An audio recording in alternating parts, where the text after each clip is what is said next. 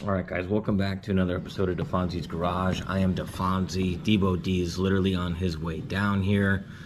And it's a special day. It is actually Debo D's birthday, so happy birthday Debo D. Thanks again for helping out with this project. Hopefully, finally, we can go ahead and we can get this Monte Carlo fired up. The EFI kit, for the most part, is buttoned up. A couple things that we need to go ahead and address. I was waiting on a couple of parts from the last video that showed up. So basically, the parts that I was waiting on, in some of the older vehicles, you have your choice of either a mechanical or an electric fuel pump. This vehicle, we've actually converted from a mechanical fuel pump to an electric fuel pump. So it only pushes about 7 to 8 PSI, which is not nearly enough for this EFI kit. So what did we do? Well, we had to go ahead and we had to buy, it's basically an EFI sump, right? So it came from Edelbrock.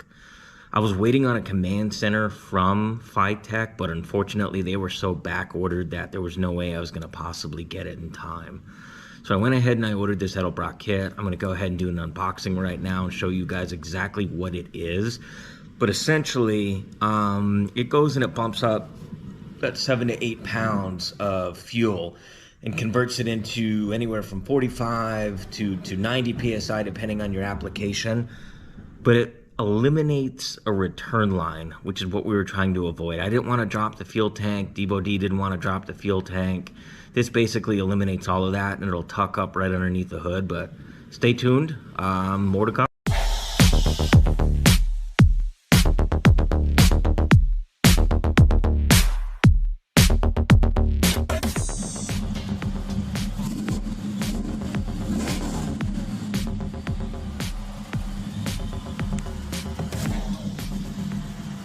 Alright guys, so this is the part that we were waiting for. This is what's going to feed the fuel to the new EFI system itself.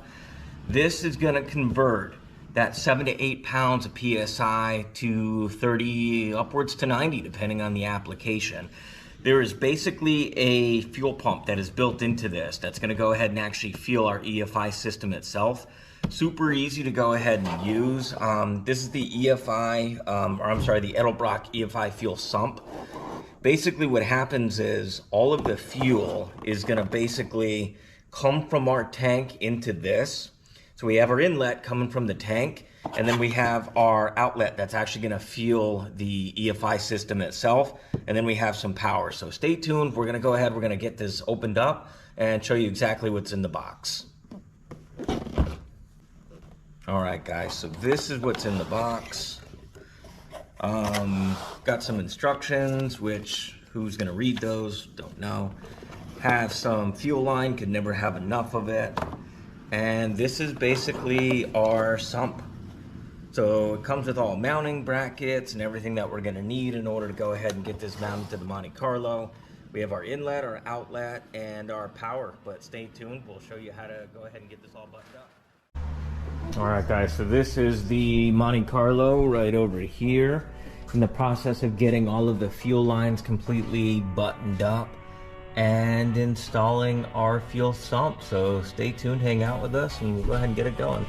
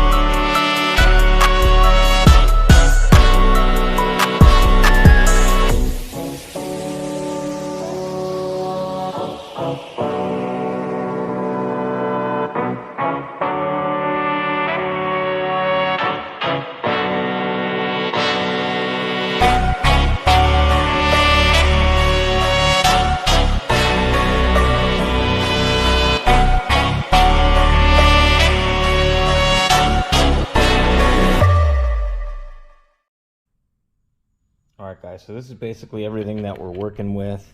This is the sump that we're going to go ahead and get hooked up.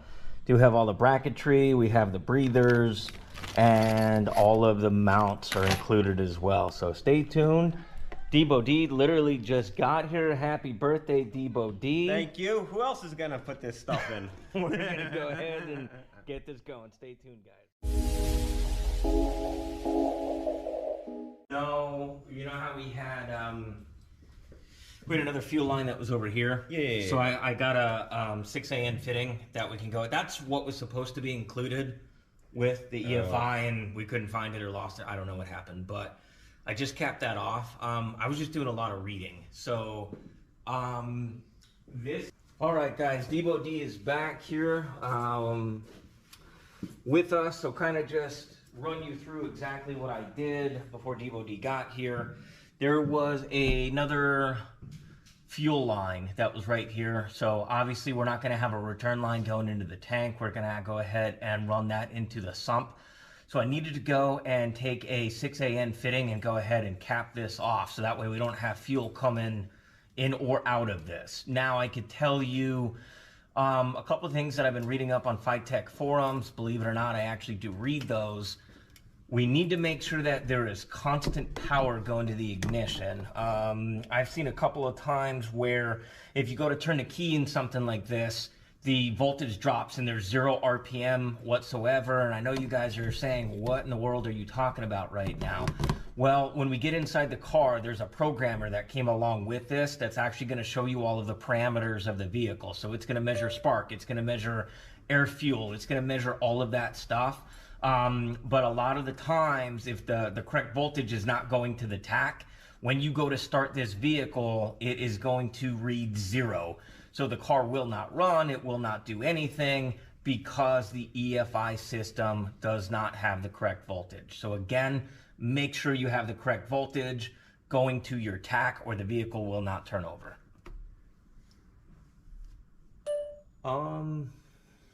I want to check. You don't have a voltage regulator, do I you? do, and here's the other have the thing 9 too volt? that I was thinking about. Yeah, so do you remember in episode 1 where I had to put that check valve in that vacuum port? Yeah. That vacuum port probably doesn't do anything. Yeah. Because didn't we cap that off? Cap it off. But Yeah. I think we have something plugged into it. We're trying to do some troubleshooting before we put the sump in. So we had everything pre-wired.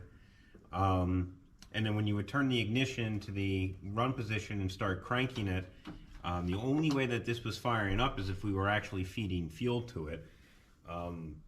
Again, the Fonzie was on the forums. Apparently, once we have a 12-volt power source, but when you start cranking, we need to just check the voltage to make sure that it doesn't drop below, what is it, 9 volts? Yeah, it was pretty low. So if it drops below 9 volts, the system's not reading the RPM signal, and it's not allowing it to fire. Now, again, the troubleshooting on the diagnostic tool on the inside, when we were cranking this, we weren't getting, well, we were getting erratic readings. Everywhere from showing out as 2, it's, so we got to do some basic troubleshooting. We do want to get at least the main sump pump and everything plumbed today, and then we can dig into trying to chase down an electrical nightmare. Hopefully it's not. Maybe it's just something as simple as, you know, we need a thicker gauge wire for the 12 volt when we have a keyed ignition.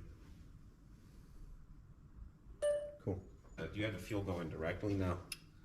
Yeah, so if you were to crank this, it should go right into the bowl. There's no other fuel lines hooked up to it. No, I capped it, yeah. But when we go and we hook up the sump, which in theory I'm thinking we could probably put the sump maybe here.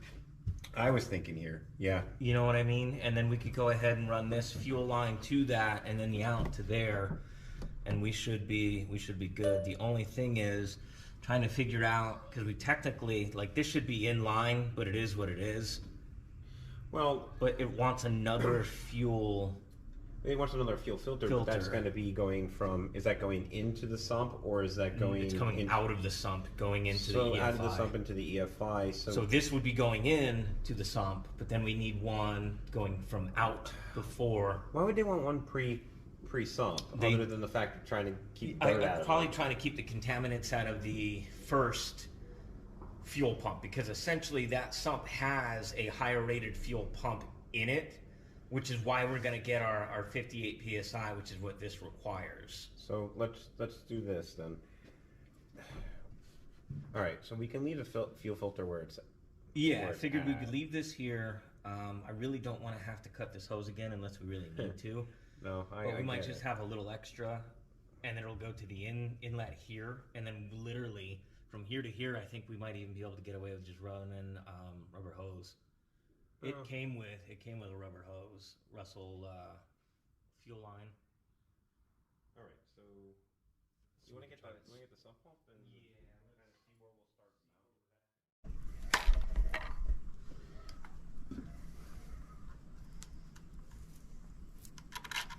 And then there's a nut.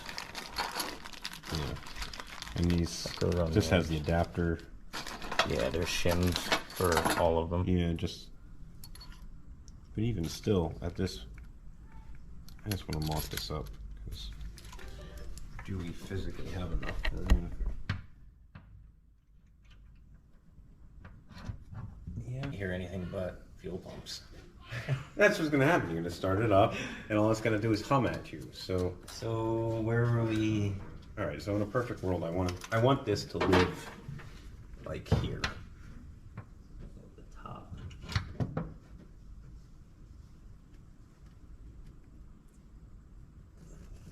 What I have faith, and they're probably like a 10 mil. 896. Yeah. I got my hand in the past couple of weeks. Well, it's not too bad, man. For only having the channel as long as it's good. Yeah. LG Li Froyo liked your content. Who? LG Li Froyo. Who the hell is that?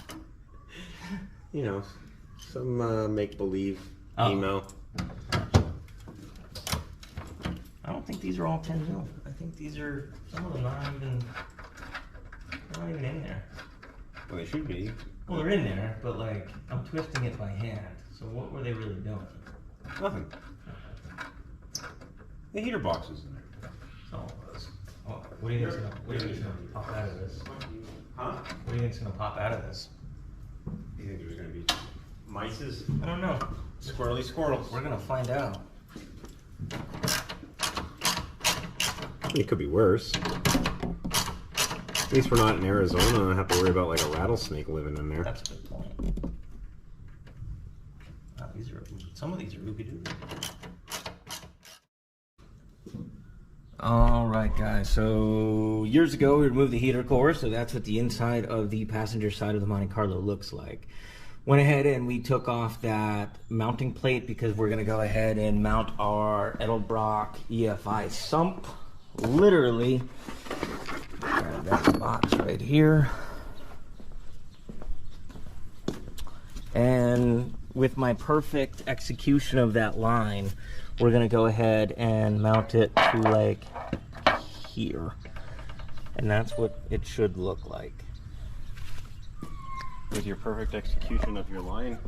Right now what you can see is Debo D is actually putting on the line for our vent.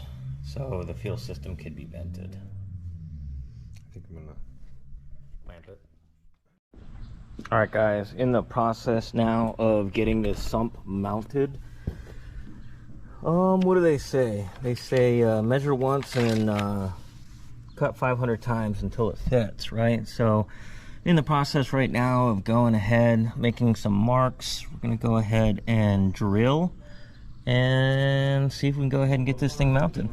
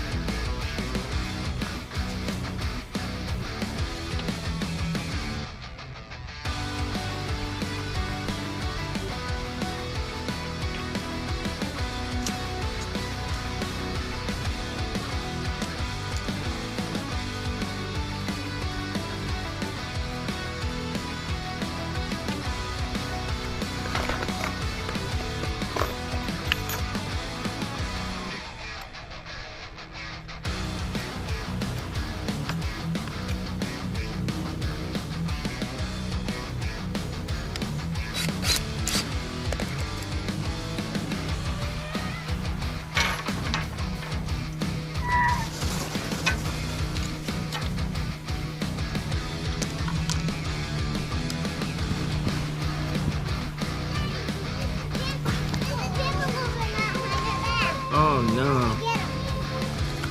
Not a Demogorgon. Got it.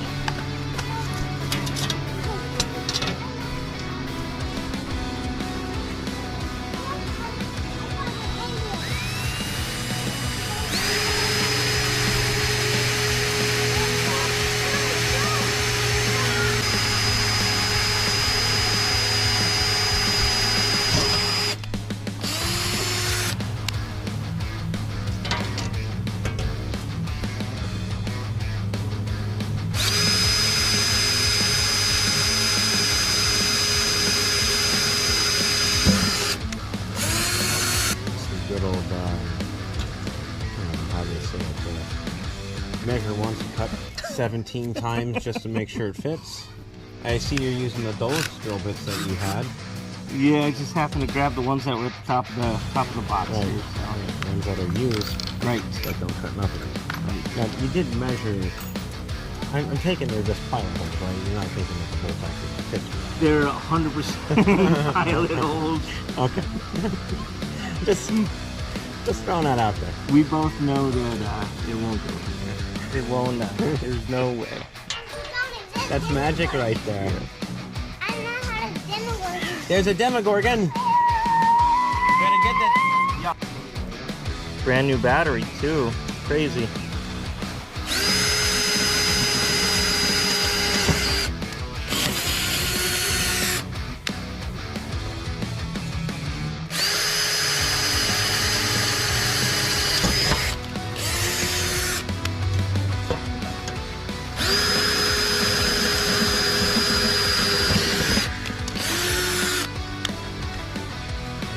Bigger yet. Just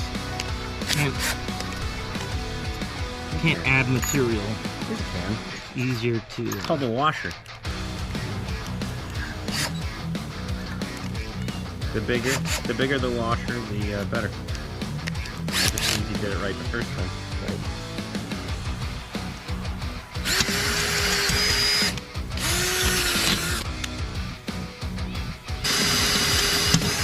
It is nice that it's black and it's beating hot out here.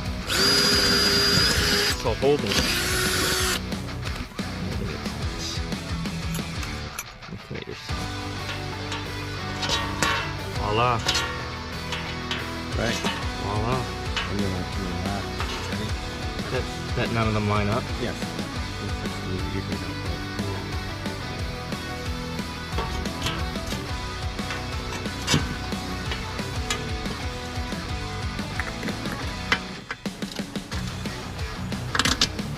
Well, look at you. Look at me. Look Wow. at that. Look at that. All right, well, I take it back. Go back, Good. D's out here talking shit. Good job. Very, very, very proud of you. The question is, can we get it back in the vehicle? I guess we'll find out. But I'm gonna go ahead and add some washers, add our spacers, and button this up. It's a little toasty. So we need So we need inserts. one on each Yeah. inserts.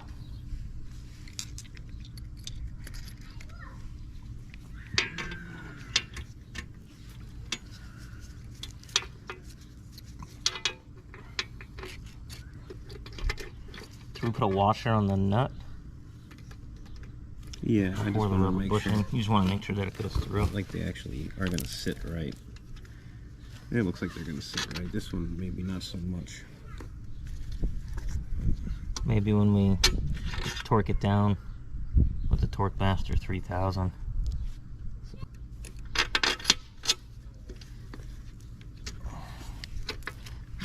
Nut.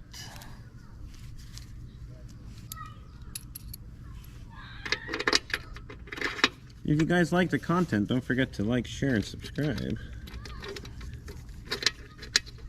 you're never going to find that in that section of video, just so you know. What? What I just said. Like, comment, and subscribe. Yeah.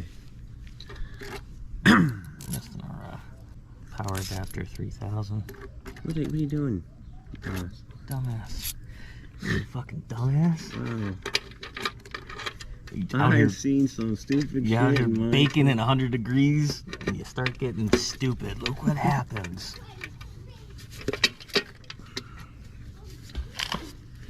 Alright. Let's see if we can At least get one on there. We can't do it. it's a little... So if I was a betting man, that's why they go missing so often. Alright, so basically what Debo D is fighting with as we speak is he is working on venting the new sump. It did require a vent. Luckily this car came with one along with a return line, but when we ripped out all of the emission stuff, we kind of just capped it off and blocked it off. So he's working on that right now. The hose came out in the back, didn't it?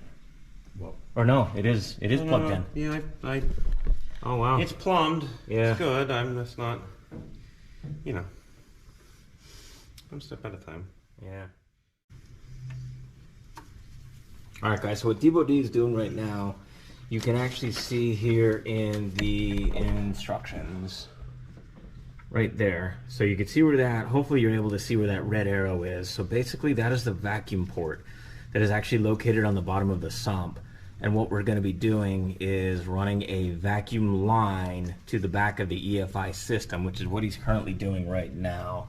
According to the instructions here, it says it can't be any smaller than 5/32 line that you use.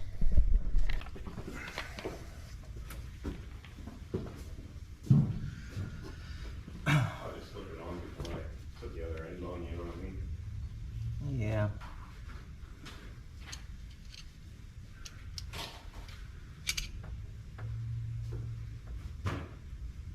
You see where the vacuum line for the fuel pressure regulator is?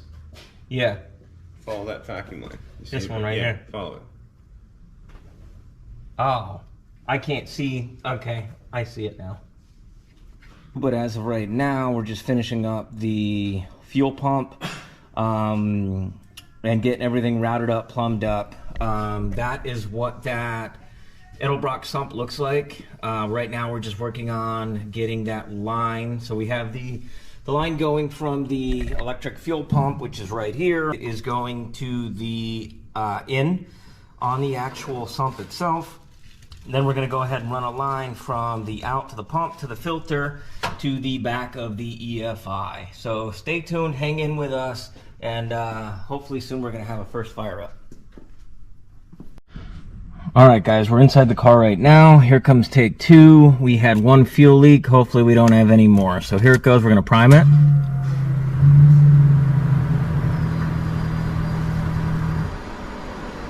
Any leaks? Still priming though. Should I continue to prime it?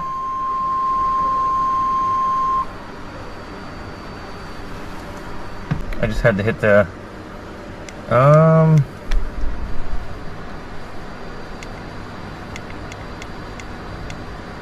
they don't do that, the only thing I changed was the tap wire.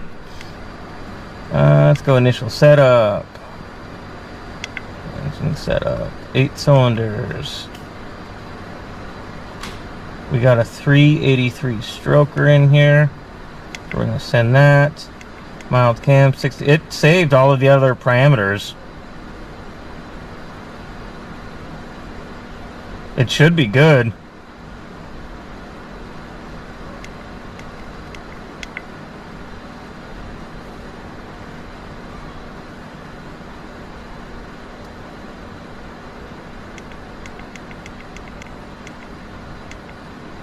Well, I guess fire it up, right? There goes nothing, guys. There's nothing obstructing anything, right?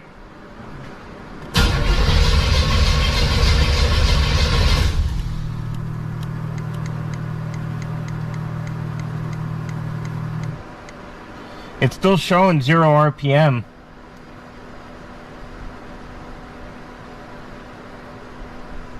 I put a new tap wire in.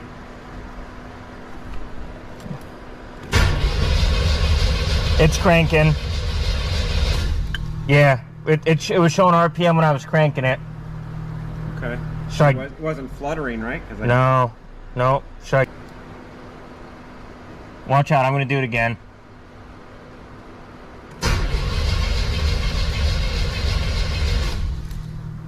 Yeah, we're definitely getting RPM.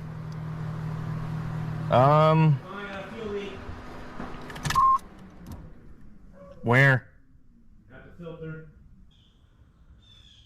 All right, guys, thank you for tuning in to episode 3 on this EFI build on the Monte Carlo. Final verdict. So officially, the vehicle does not run under its own power. If you go ahead and you dump some fuel down the fuel injector unit itself, it fires right up. Final diagnosis is we believe we have a bad electric fuel pump. So stay tuned, more to come. We're definitely not done with this car by any stretch of the imagination. Thanks for hanging in with us. We'll get this brand new fuel pump ordered up and we'll go from there. Thanks again.